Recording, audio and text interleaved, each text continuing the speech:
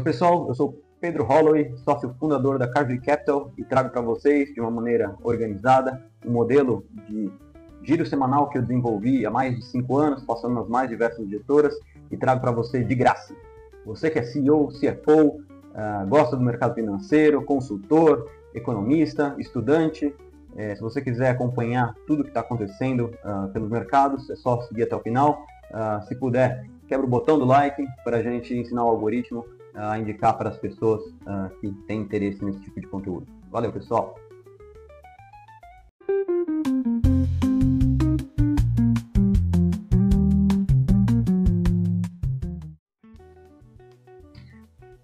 Bom, então começando o nosso giro semanal para a semana que se inicia em 4/8 e vai até dia 10/8. A gente vai ter primeiro internacionalmente, depois Brasil, como sempre, para dar uma organizada. A semana ela está relativamente tranquila com relação aos indicadores, não tem muita coisa. Eu acho que os principais acontecimentos aqui acontecem no campo da política econômica, tá? Então, lá nos Estados Unidos a agenda está fraca, tem o PMI, depois eu vou gravar um vídeo explicando alguns desses indicadores. O PMI é o índice de gerente de compras, quando ele está acima de 50 mostra a expansão, quando ele está abaixo de 50 é retração, mas acaba não fazendo muito para esse tipo de indicador, tá? Então eu vi ali que sai na zona do euro, sai nos Estados Unidos, mas é só para acompanhar, nunca vem uma coisa que faça tanto preço. Fazer preço, mover os mercados para cima ou para baixo. Tá? De recente teve bastante coisa aqui, teve a decisão do Fed na semana passada e como eu falei na semana anterior, 96% do mercado esperava que viesse uma decisão de manutenção, né? O que estavam esperando era o comunicado para a entrevista do Powell para saber quais seriam os próximos passos da política econômica, né? E aí foi bem curioso, porque na própria quarta-feira, lá às 3 da tarde, ele fez um discurso, e o discurso ele veio bem duro, tá? Falando que os Estados Unidos, o Banco Central, o Fed, tem que ficar vigilante, porque ainda está os preços ainda não estão convergindo, então veio um tom, como a gente diz no mercado, hawkish, né? Então bem duro, bem forte. Não tendo sinais de flexibilização, apesar de que 2 membros do Fed votaram por baixa, já indicando alguma divergência entre os membros. E na sexta-feira veio um payroll, que é os dados de emprego, ele veio mais fraco do que o esperado. Então o esperado era a geração de 100 mil empregos, veio de 76 com revisão para baixo dos indicadores da semana anterior, do mês anterior. Então isso foi um banho de água fria, porque se a economia não está tão pujante, então tem espaço sim para o Fed cortar juros. E é isso que agora o mercado já está precificando para as próximas reuniões, a gente vai ver no próximo slide, tá? Então tá uma bagunça lá com relação aos dados de emprego. O Trump até demitiu uma pessoa que era responsável pelos números de emprego, falando que estava mentiroso, e realmente, de fato, teve revisão, mas isso é normal, tá? Sempre é normal ter revisão, aqui no Brasil também acontece isso, você divulga um número e daí depois na divulgação seguinte você revê, tá? Lá fora, a gente vai ter decisão de taxa de juros no Reino Unido, isso daqui não acaba não fazendo muito preço, e dados de inflação na China na sexta-feira, tá? Isso daqui, então, a agenda internacional está relativamente fraca. No Brasil, a gente tem a ata do Copom na terça-feira. Aqui, diferentemente dos Estados Unidos, a ata foi dura, o comunicado foi duro também, então só para relembrar, o Copom ele solta a decisão numa quarta-feira, junto com um comunicado. Esse comunicado ele já dá algumas pistas de como vai ser a ata. A ata ela sai na terça-feira da semana seguinte, tá? E aí, amanhã vai ter a ata do Copom. A decisão veio conforme esperado, então o resultado veio igual ao esperado, que era 15%, mas o Banco Central tinha um tom duro também, está especialmente vigilante, que não pode baixar a guarda, até porque os dados ainda não estão tão benevolentes, né? Como diz um amigo economista, a má notícia é que está vindo bem, os dados de emprego, a gente vai ver daqui a pouco, está vindo forte, e isso acaba que o Banco Central não tem muito espaço, né? Não tem muitos graus de liberdade para começar a baixar a taxa de juros, porque a economia ainda está forte. Então, eles querem desaquecer a economia para ter a certeza de que isso não vai respingar na inflação, tá? Também tivemos dados de emprego, isso daí que eu comentei que está forte, a gente vai ver no slide posterior. E a dívida PIB veio pior do que eu estava esperando. É bom a gente manter no radar, porque esse governo cresceu muito a dívida, né? Então, muito da crítica que se faz é o quanto que a dívida PIB está crescendo e com isso se leva a uma situação fiscal ruim, tanto é que os juros estão altos não só por causa da inflação, mas por causa da dívida PIB, que é uma métrica de quanto o Brasil está endividado com relação a tudo que ele produz. E isso causa um desconforto se ela está muito alta, porque o Brasil fica com uma probabilidade de título arriscado, né? Então fica mais arriscado você ter títulos do Brasil.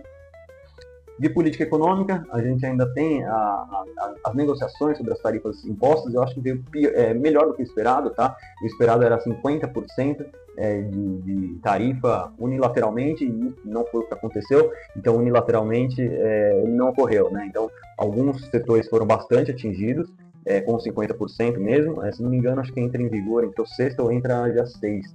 Então, esses setores vão sofrer, mas vários deles foram isentos. Então, se a gente pegar uma tarifa média, não foi tão ruim para o Brasil. É claro que para o pequeno produtor ali, que faz só aquele item que foi afetado, é péssimo, né? Então, para ele, realmente, foram 50%. E de política econômica, tem bastante coisa aí acontecendo no campo das relações, né, entre Brasil e Estados Unidos. Então, o mercado... A gente brinca que semana sim, semana não, a gente tem que se atualizar e entender algum tema específico, e o dessa semana foi da lei Magnitsky, né? Então, o que isso daí teria de efeito? Eu acho que isso daí, quando eu brinco, eu também trago as pautas aqui para dar uma esfriada, para a gente ver o que realmente faz preço ou não faz preço, e isso daqui, por enquanto, ainda não fez preço, né? Eu acho que as manifestações em favor dos atos pró-anistia, que moveram, não sei se dizer centenas de milhares ou se chega a milhões, porque agora tem umas novas métricas que fazem por drones lá. Eu sei que na Paulista foram, se não me engano, 42 mil pessoas na faixa superior. Então, vamos com esses 42, acho que é 37 com margem de erro, e deve chegar nessas 42 mil pessoas, né? De qualquer maneira, é um movimento relevante, né? Então, se a gente não está falando em milhões em São Paulo, mas ao redor do Brasil inteiro, foram várias capitais, vários centros urbanos que tiveram manifestações para a anistia, apoiando as medidas do Trump de taxação e da lei Magnitsky sendo aplicada ao ministro Alexandre de Moraes, do STF, e contra o governo Lula, né? Então mostra uma força da direita. Ainda está cedo para a gente falar sobre eleições, sobre quem vai ser o candidato da direita e da esquerda também, porque não se sabe, né, se o Lula mesmo vai disputar. Isso normalmente acaba fazendo preço no mercado, mas deixa um pouco mais para frente. Tá bom? Bom, então vamos aqui, primeiro internacional, depois nacional e depois mercados. Para a próxima reunião do Fed, então o mercado já estava com essa expectativa, mas migrou e acentuou. Então 85% dos participantes do mercado acham que o Fed vai reduzir os juros na próxima reunião, vindo ali para o range, como funciona esse range, vai para 4 a 4,25. Isso na decisão de 17 de setembro. Eu acabei não falando, mas o Powell, no comunicado dele, ele deu todo o destaque de que o Banco Central estaria data dependent, né? Então, ele não quis cravar uma queda de juros, mas ele falou, olha, tem muito dado para a gente ver até a próxima reunião. Então, estamos dependentes de dados para tomar a decisão. Ele não quis assegurar, mas o mercado inteiro já, ainda mais com aquele payroll que veio na sexta-feira, acabou migrando para essa posição, tá? Com isso, as taxas de juros, essa semana eu vou pegar esse daqui que está melhor. A gente consegue comparar com uma semana atrás e a gente vê que o pessoal já está baixando a curva de juros mais longa para algo ali, vamos pegar 20 anos, então caindo de pouco menos de 5 para 4,80, mais ou menos uns 25 bips. Isso na curva longa, tá? Isso significa que, dado que vai ter essa redução aí dos juros, isso aí deve permanecer a fim de estimular a economia. Como a economia está mais fraca, eles podem fazer isso, manter esses juros menores, tá? Esse daqui eu já acabei falando, né? Mas só para a gente ver a queda de juros aqui, esse daqui é a curva interpolada, tá? Então a gente vê os juros de hoje, 2 anos, 5 anos e até 30 anos. O que vale pegar é a curva azulzinha, e a azul claro pontilhada também é boa, para medir como é que estava um mês atrás. Então, um mês atrás não achavam que ia ter esse corte de juros, agora a gente já está vendo esse corte de juros impactando a curva inteira mais para baixo. Internacional era isso, rapidinho. Vamos aqui para Brasil, Terra Brasilis.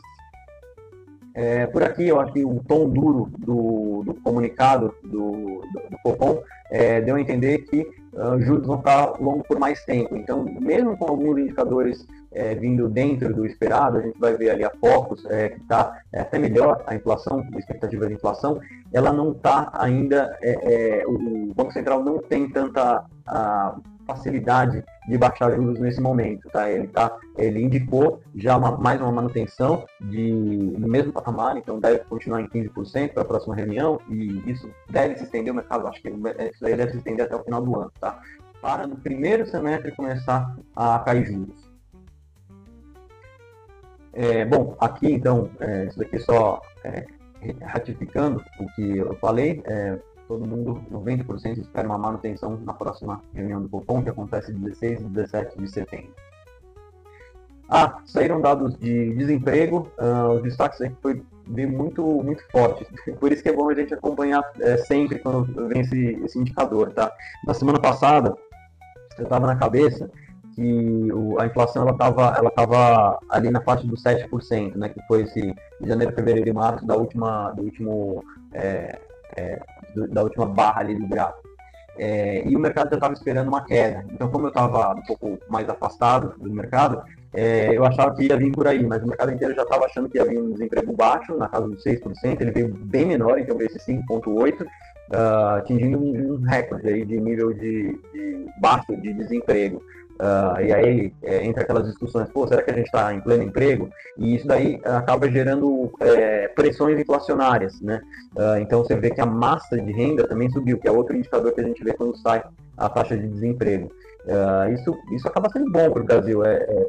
No fim a gente está discutindo que o emprego está baixo e qual é o nível de juros que tem que estar para controlar esse emprego, né? Essa pressão inflacionária que inclusive é gerada pelo nível baixo de desemprego. A gente poderia estar discutindo falta de crescimento, que é pior, né? Então, isso acho que discutir juros é uma decorrência desse momento que está de crescimento ainda forte. O ano passado foi mais forte, esse ano não deve ser tão forte, na casa dos 2%, a gente vê no próximo slide, e um desemprego que está interessante. Bom, então falando aqui de dívida sobre PIB, o que a gente acompanha normalmente é a dívida bruta sobre PIB, tá? Ela está ali em 76,6%, só nesse governo cresceu 5 pontos percentuais, então a gente está crescendo um pouco porque a gente está se endividando, né? É uma estratégia deliberada desse governo de aumentar a dívida em favor do crescimento, então dados de emprego, de PIB, eles estão um pouco bons por causa disso, né? Agora, é sustentável? Não é sustentável? Se a gente for ver o governo primeiro ali no gráfico da esquerda, na margem da esquerda, cresceu bastante a dívida PIB, também era uma estratégia, depois o governo Temer também continuou subindo, no governo Bolsonaro subiu bastante até por conta da pandemia, né, que teve gastos extraordinários, depois o governo mais restritivo ali do Paulo Guedes, como ministro da Economia, conseguiu reduzir essa dívida PIB e esse governo aumentou. Também não está no patamar absurdo, mas se a gente for comparar com outros emergentes, está no patamar alto. Então, o investidor estrangeiro desconfia da capacidade de pagamento dessa dívida. Então, muito de prêmio por conta disso daqui também, tá? Aqui, focos na Foco. A gente tem o IPCA, boa notícia, ele está dentro da margem, dentro da banda para 2026, então o Banco Central conseguiu controlar, jogando para dentro de 4,5%. É claro que ainda não é ideal, né? O ideal é 3%, mas só ali já é uma boa notícia, dificilmente vai atingir o dentro da banda para esse ano. Para esse ano a expectativa é de acabar em 5,7%. Mas está caindo, tá? Semana a semana a gente vê os economistas, a mediana dos economistas diminuindo, então está 10 semanas consecutivas caindo essa expectativa de inflação. Dificilmente bate ali os 4,5%. Então, no final do ano, Gabriel Galípolo vai ter que escrever cartinha justificando por que a inflação ficou acima da meta. Tá bom? Mas as perspectivas são boas. Tá? O problema é que o país ainda continua num crescimento forte, então a gente vê ali 2,23%, crescimento para esse ano, o ano que vem um pouquinho menos, 1,88, o desemprego, como a gente comentou, está baixo, então tem pressões inflacionárias bastante, então deve ser mantido os juros nesse patamar. A gente vê ali a Selic, os economistas estimando em 15% esse ano, em acabar esse ano em 15%, então não baixa esse ano, e só no ano que vem começar a baixar, e mesmo assim 2,5%, tá? Chegando a 12,5% lá para o final de 2026, então teria um ciclo de corte no ano que vem. CDS, apesar de toda movimentação de política, aí o investidor estrangeiro não está vendo o Brasil como mais arriscado. Eu estaria vendo como mais arriscado por causa daquela dívida PIB, mas isso daqui está embutido no CDS, que é uma medida que o investidor estrangeiro vê do prêmio dos títulos do governo brasileiro. Vindo aqui para a nossa última parte, mercados. Então o Ibovespa estava numa tendência ascendente, então aquela linha de suporte ali embaixo, ela dá a entender que estava subindo, só que nas últimas 2 semanas, 2 semanas não, até um pouco mais, né, se a gente for pegar todos esses candles aí, desde junho começou a cair, julho caiu bastante, e agosto já está começando ruim para os ativos de bolsa. A queda foi muito rápida também, tá? Então eu acho que deve ter um repique corretivo positivo, não deve atingir aquele 141, né? 141 que atingiu, mas ele deve ter uma correçãozinha muito por conta dessa inclinação da resistência ali de cima, tá bom? Sobre investidores estrangeiros investindo na nossa bolsa, o que a gente tem aqui é uma saída de investidores estrangeiros em 21 bilhões esse ano e 6,2 bilhões só nesse mês.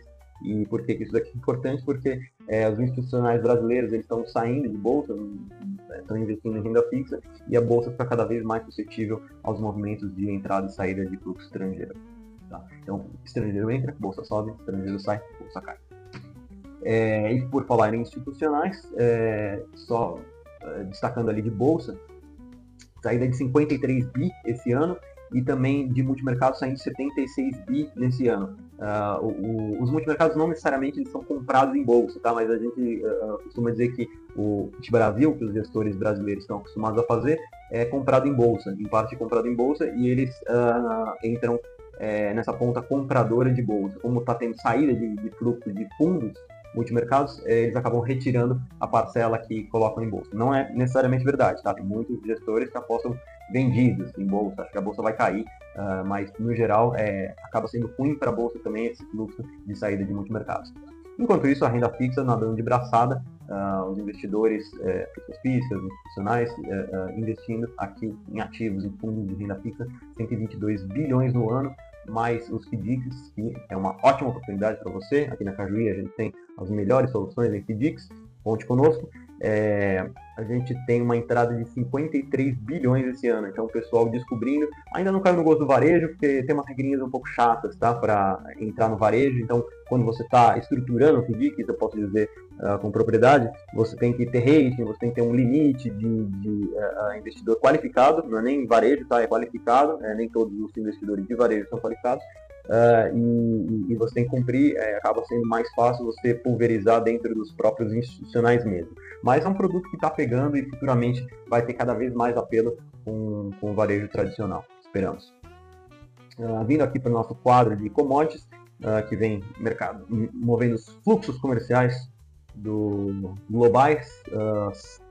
Aqui a tendência é clara, dólar perdendo força diante de várias moedas. Isso a gente vê ali na cesta de moedas sobre dólar, que é o DXY, caindo 9%, assim como o real também ganhando força, caindo 10%, dólar perdendo força e real ganhando força. Tá? Isso no ano, peso mexicano também. E aqui, como eu brinco, novas gerações vindo para Bitcoin já subindo 22% no ano, e o ouro, as gerações mais tradicionais, investindo e subindo 27%, 28% no ano. Tá? Cobre destaque, e o petróleo não estava chamando tanta atenção, agora está chamando, com queda no ano de 7,3%.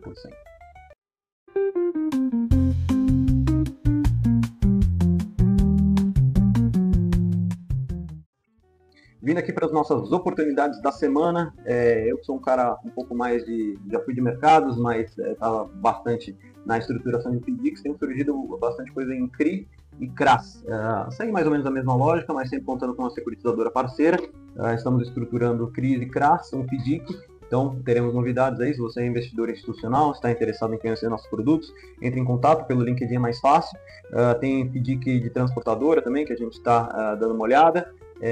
Enfim, bastante coisa aqui no pipeline, fundo caixa, rendendo 105 do CDI. Entre em contato com a gente para ver se você é o melhor, se tem suitability para esse tipo de produto, tá bom? Queremos fazer negócio, por favor, entrar em contato. Abraço, pessoal, boa semana. Cajuí Capital, fortalecendo negócios que movem o Brasil.